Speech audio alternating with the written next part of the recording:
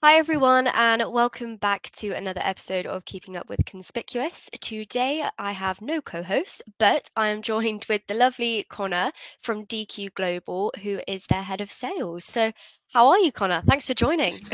Thank you. Yeah, no, thanks for having me. I appreciate it. And yeah, excited to talk about all things DQ, data quality. Absolutely. So, well, I was about to say, what does the DQ stand for? But you've just said it, data quality, which is good.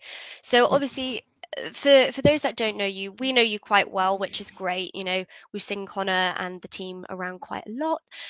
But for those that do not know you, what if you give us a little bit of a background about you, about DQ Global, and where it's all come from, really? Yeah, sure, no worries. I think the first thing we should start with is DQ is not Dairy Queens, which I was at an event in the US and everyone thought that we were some ice cream dairy company. So we're not Dairy Queens, What?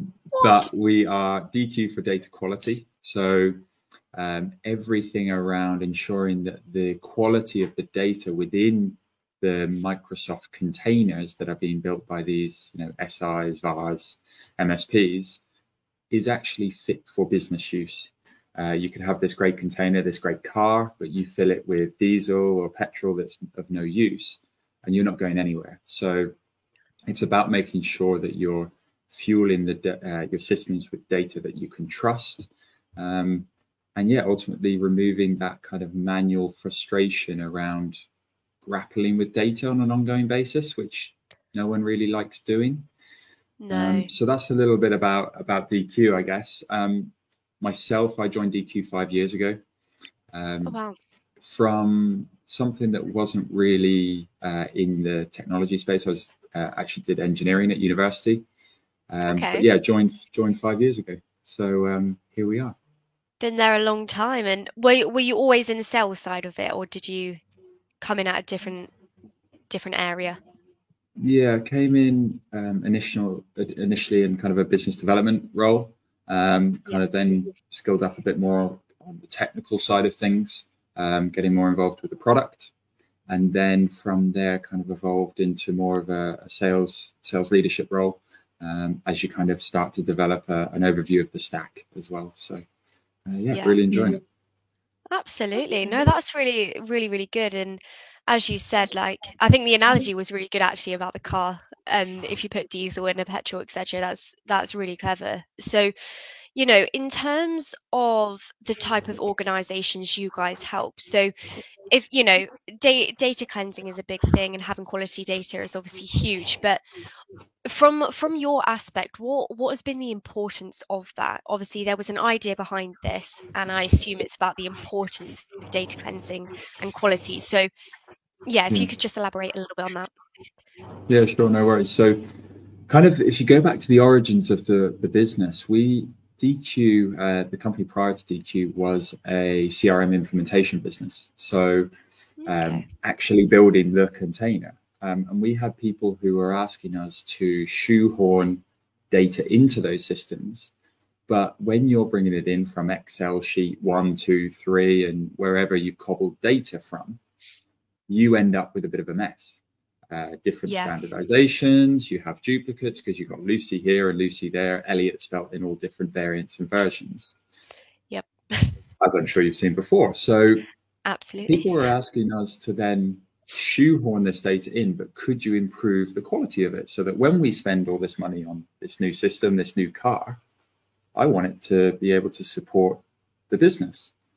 So that's where it kind of started way back when, and that's kind of developed over the years. But the core premise is still the same in that people want trust in the data. Um, you've got huge challenges though. This data's come from all different places at different times. People have been looking after it, and everyone thinks that their data is the best data, right? Yep. So that's an ongoing battle. But we kind of use the analogy that we are the chiropractors, the physios, the dentists of the industry. And the reason Okay. I say that is probably, and there's something you can probably relate to because I know you're former physio and current physio as well on the side. Um, is that people come to us when they're in pain, So Hmm. they're moving house from a system to another system, and they're going, when I get there, I kind of want everything clean and tidy. It's like if you're moving house, I want to tidy out the garage and the kitchen because I don't want to put all of the rubbish that I had into this new house. Yeah. However, people realize that super late in the process, and that's why we kind of liken it to a dentist. I'm in short-term pain because I have this short-term goal and I need to Yeah. do something about it. So I don't know if you can relate to that in kind of the physio world when you're seeing people is Yeah. they go, see me, and how quick can you see me? Or see me tomorrow, please. Yeah, Um, no, I completely get that. Like, I think you're going to be labeled as the king of analogies at this point because you've done really good ones. okay, well, maybe I'm trying to make a quite what might be a boring subject, maybe a little bit more fun.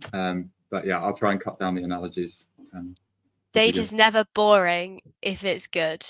It's only boring There we when it's go. rubbish. So, Have we just yeah. thought of the title of the podcast?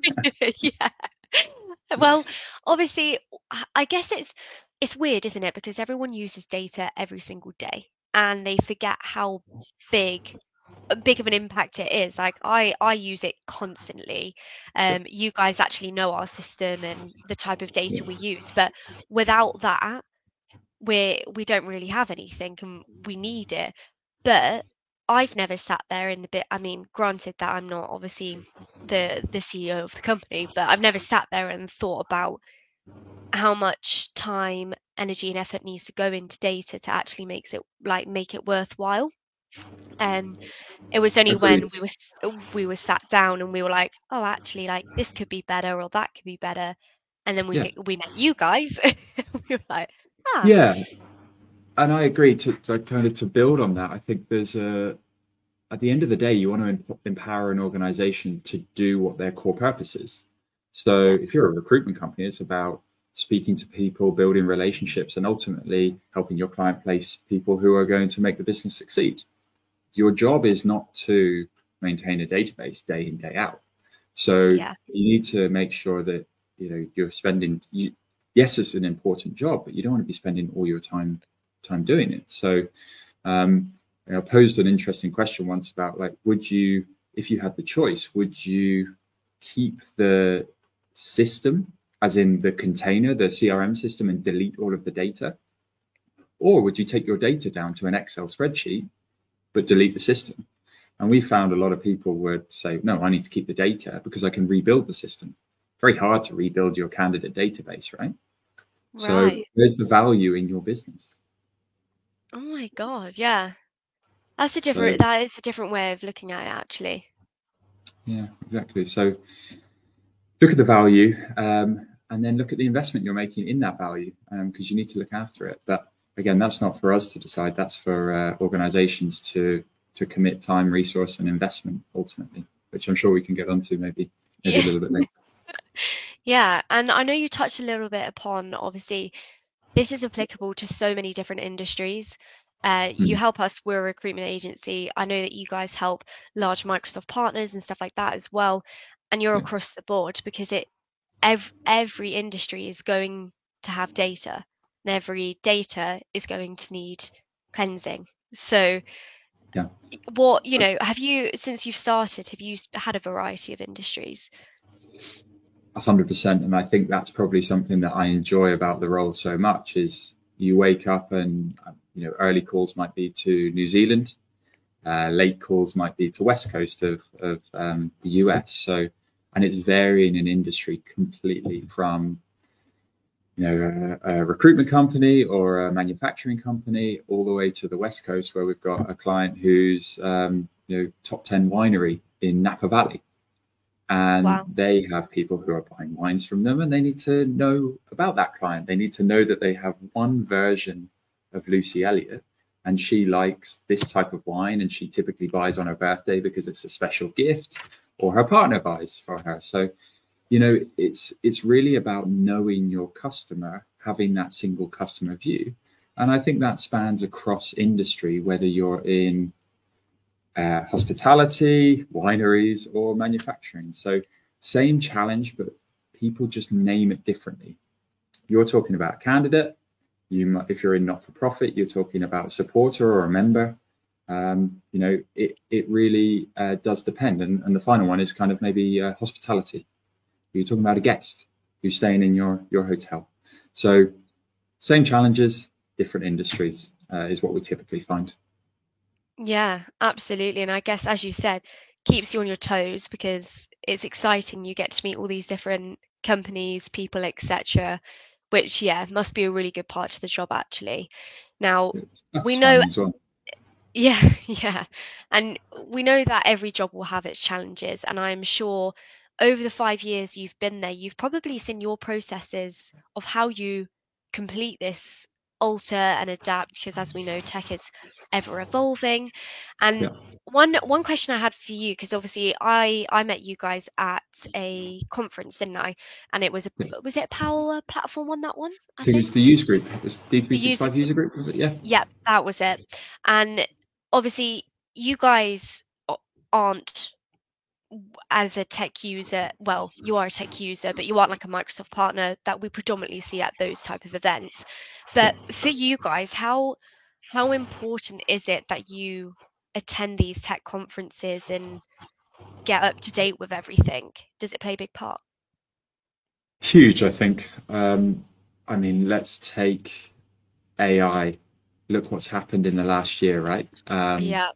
You blink and it's changed. I know there's been Yep. a lot of work in the background with AI, large language models over the last X number of years. I mean, you could go back to the 80s and talk about that. But what has really come into the Microsoft world in terms of Copilot in the last year? And if you lived under a rock, you'd wake up and you'd go, what is going on here? So I think, yeah, conferences, I think what's great now is the world that we live in terms of even doing these podcasts and sharing knowledge and community, is you can pick up stuff from conferences that are online in Australia or the Yeah. US or the UK. So, I mean, critical is key. I mean, I think that's why as well you want to stay on at the top of the game as well, and that's why you're there. Would that be the same for you? Yeah, yeah. Obviously, as you know, we have Dynamics installed into the company anyway, Yeah, so we're end users of it. It's our CRM system. We also use BC for financials. yeah, So for us to understand it, because we use it, is good.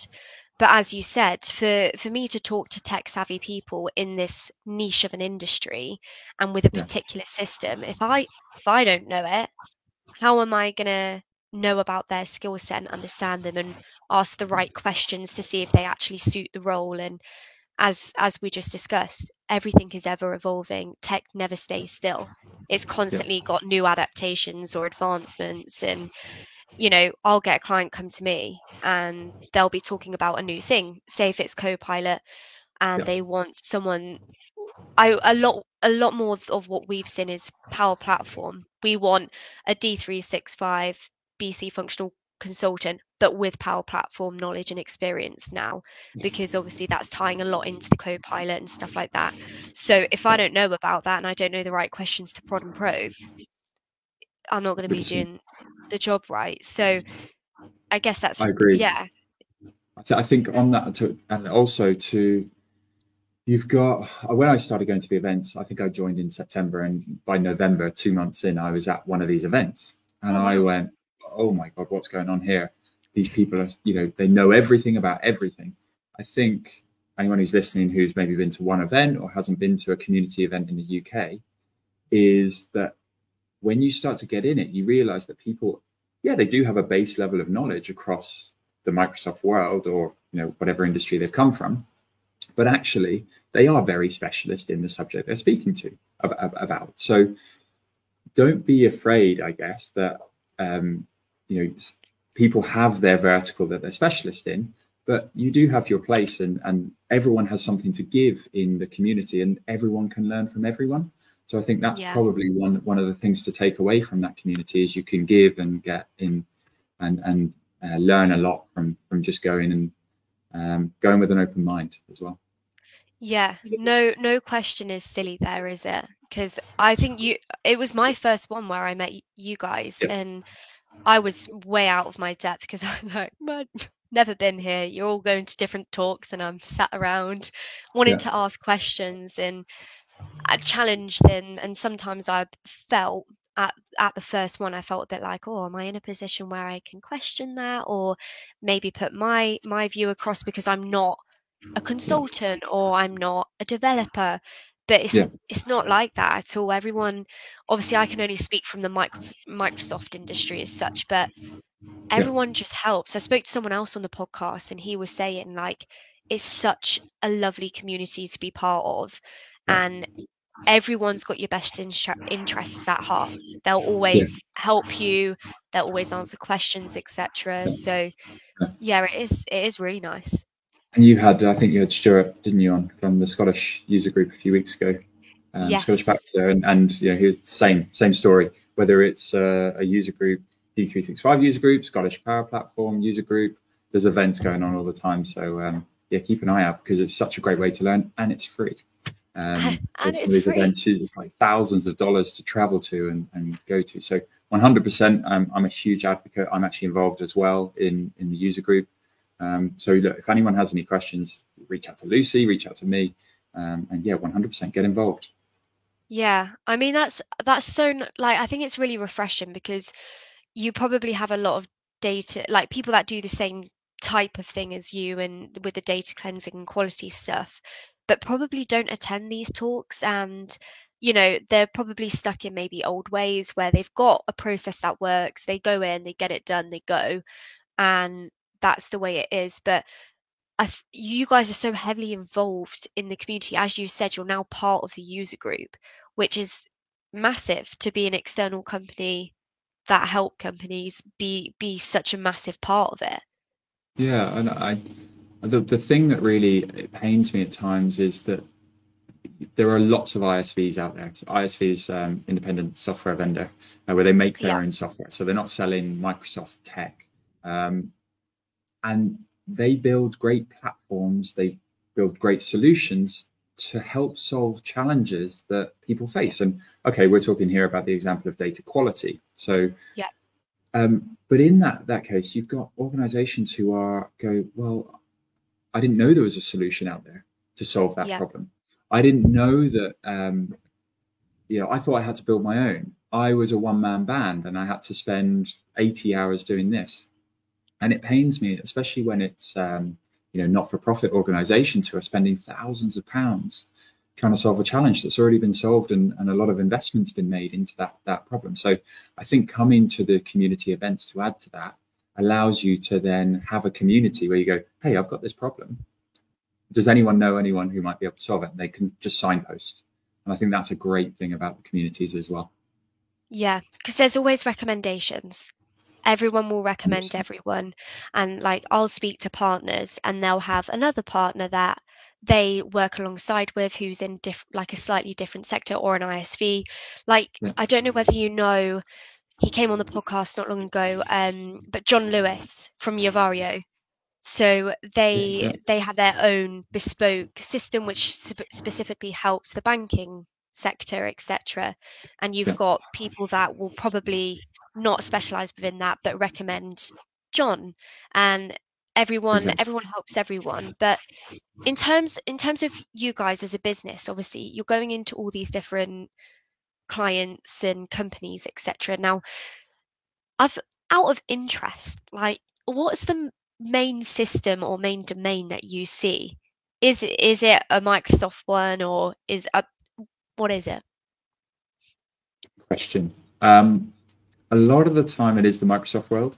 So a lot of Okay. the time it's Dynamics 365 sales. That's often Yeah. where the most challenging data, let's put it that way, Oh, resides. really?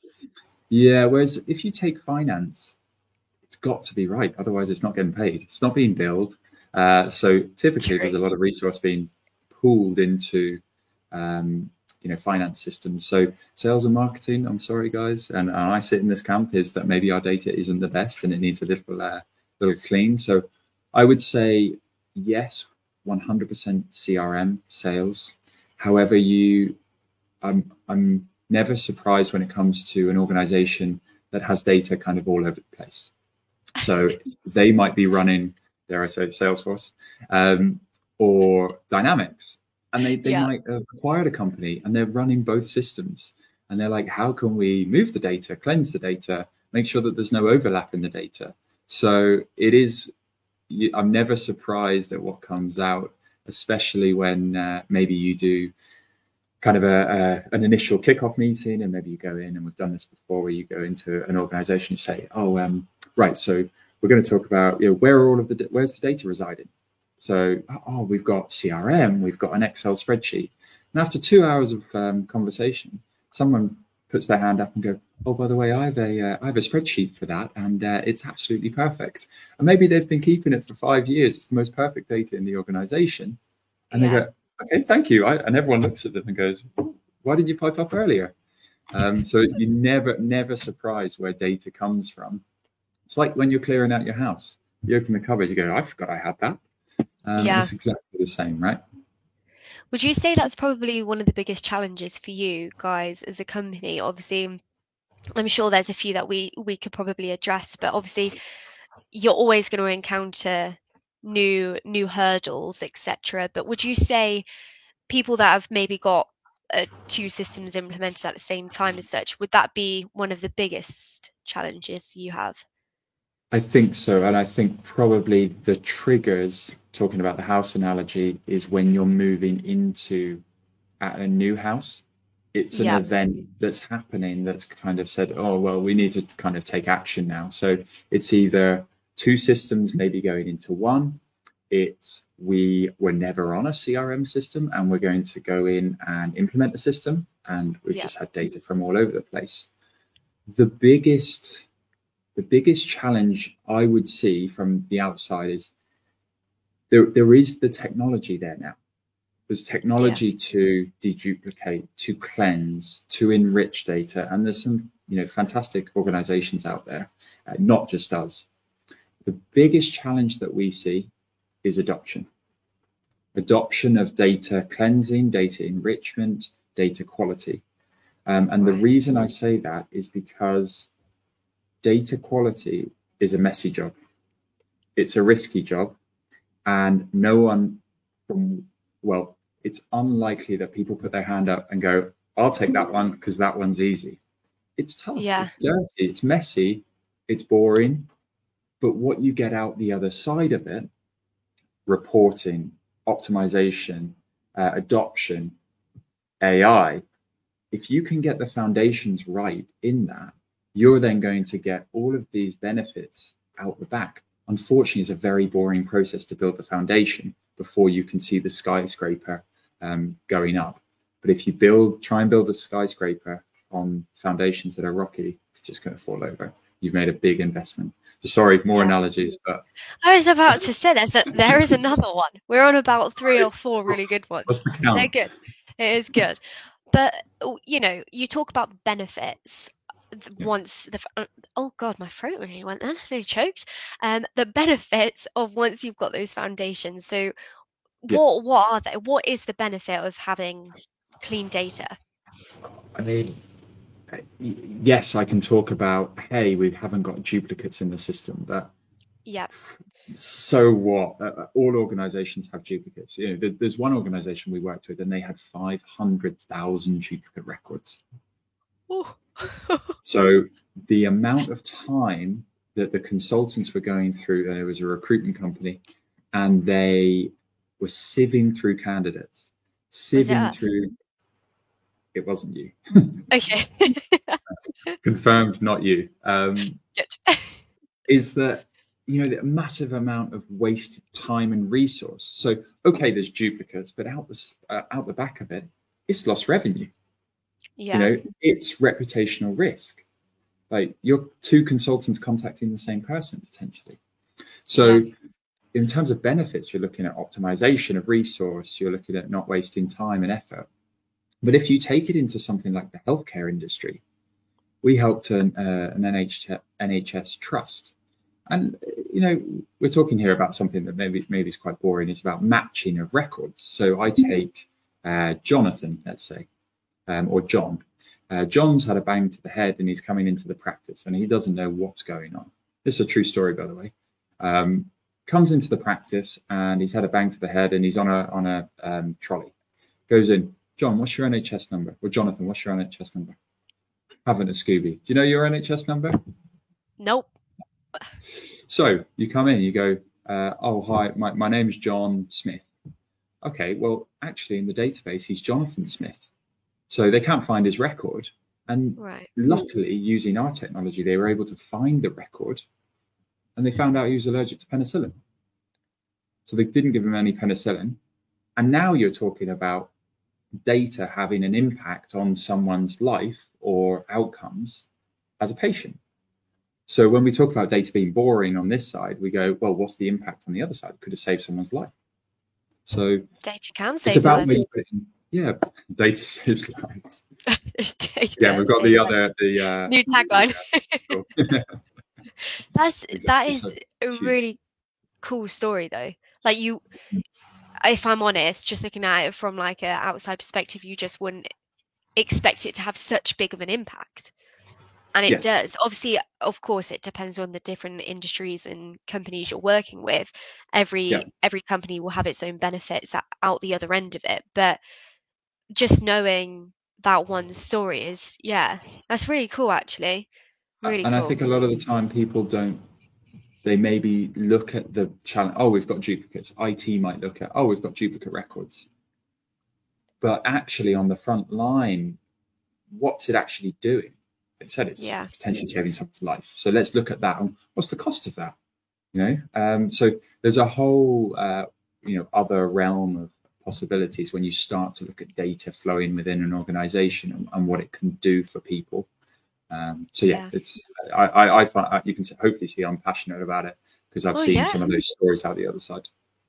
Yeah, absolutely. And just for everyone's knowledge, obviously it seems like quite a mammoth task to do if you don't know how it works. But for you guys, roughly, how long does the actual process take you to complete from start to end?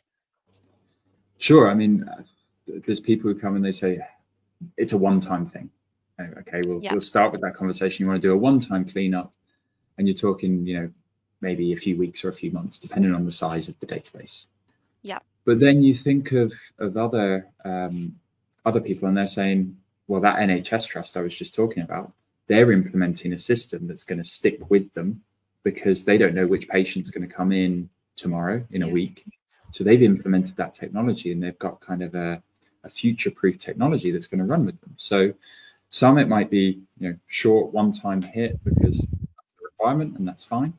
Some people it's years and they don't intend to get rid of it. Interesting. That is, that is good though, especially for you guys. Sorry, no, go ahead. No, carry on. No, it's interesting. I guess it depends on the maturity of the organization as well. I did a presentation last year on the 5 levels of data management, talking from the blissfully unaware, haven't got any much data, so it's not really a problem, up to reactive, proactive, continuous improvement, and then kind of Yoda level enterprise-wide data management. Where you're talking about someone in a team, a dedicated resource looking at optimizing processes. So I'm not saying that that's perfect. It's about understanding where you are on that journey. The same way in someone as a Microsoft consultant going in. You're not going to go and start talking about AI when they're working from an Excel spreadsheet, maybe. So it's really understanding the audience and going from there. Absolutely. Well, it is so interesting talking about this because, as you said, it's something. Well, I think I said it actually, not you, but like, it's something everyone probably doesn't think about, but everyone needs with data. And I think it's so nice because we haven't spoke about any of this on the podcast before, so I think it will be quite interesting. Well, I hope that the audience are finding this interesting about fingers crossed. That even for me, I remember the first time you guys came into our business and you were talking about it. We had the Teams call as well, didn't we? And just knowing about the impact it can have is really interesting because, I mean, as a company, we definitely needed it. So I think it's scary, isn't it? It's scary, the unknown unknown. It's a thing called the Johari window, which is the unknown unknown. But But I think if you actually go and start the process, or start at least exploring it with someone who is expert in that field, and put the right Yeah. technology in place, it starts to become a less daunting process. Otherwise, it's just a huge manual effort. So I think that's a huge, explore it, see what's out there, can help, and it's not as scary. And you reduce that unknown Johari window. Absolutely. Yeah. Well, if anyone does have any comments just before we come to any final roundups, etc., please pop them in. Myself and Connor will probably respond to them in a comment, etc. But I don't know whether there's any final points you want to finish on, or any leaving message as such. I know we could probably talk for ages and ages, but yeah, we both have to get back to Yeah, work, we're going to have to stop. Yeah, unfortunately. But yeah, if there was any last messages at all, what would you say? those with an analogy. No, I'm not. I'm joking. Um, yeah, I think going back to probably what I spoke about earlier about adoption, I think Yeah, that's probably one of the major challenges that we're seeing. At least it's not necessarily technology. So I would say the one thing you could do within the organization is get everyone aligned and pushing in the right direction. So oh damn, I am going to use an analogy. Um, number five. permission, permission, it's okay. Yep, go for um, it. we say, right, okay, Lucy, you go on one side of the table, I'm going to go on the other side, and we're both going to push. And what's going to happen? The table's going to go nowhere. So I say, Lucy, push the table harder. Connor, push the table harder. Again, you're going nowhere. So I say, Lucy, right, come around the other side, and we're going to push from the same side. Suddenly, the table starts moving very easily. So trying to get everyone aligned in one room and say, what are the objectives and what data have we got? How are the users interacting? What do we need to report on? And then what are the behaviors you need to then meet those objectives? So I Yeah, think it's about having a common purpose, everyone aligned, and having that common why so that everyone can push in the same direction is going to make life way easier. And that goes for data quality, that goes for whether you're implementing Dynamics or BC or whatever within an organization. that is a good point to end on, actually. So we'll have to round it up there. The king of analogies. Yeah, no more analogies to come now. Yeah, But we're done. We're going to have a uh, rest. well, for us. But honestly, Connor, it's been so lovely having you on. You know, it's nice to have a friendly face as well, I must admit. Just feels, yeah, good conversation, and I'm glad people could listen to the importance of what you guys do, because it is really important. So what I will say is, if you're a company that are watching, or you work within an organization where you feel like this could really benefit you guys, I know the team at DQ Global, Connor himself will be happy to answer any questions, messages, inquiries, etc. As yeah, it is a very beneficial conversation to have. We've had it; it's helped us. I can firsthand say it definitely helps. So we are lucky that you've joined us today. So thank you very much. Thank you. It's a great open forum just for an open discussion, which is fantastic. So thank you. No worries, no worries. Well, join us next week, everyone. Actually, or in 2 weeks' time. I always say that. In 2 weeks' time, we'll be going live again, and we'll see you all there. Thank you very much.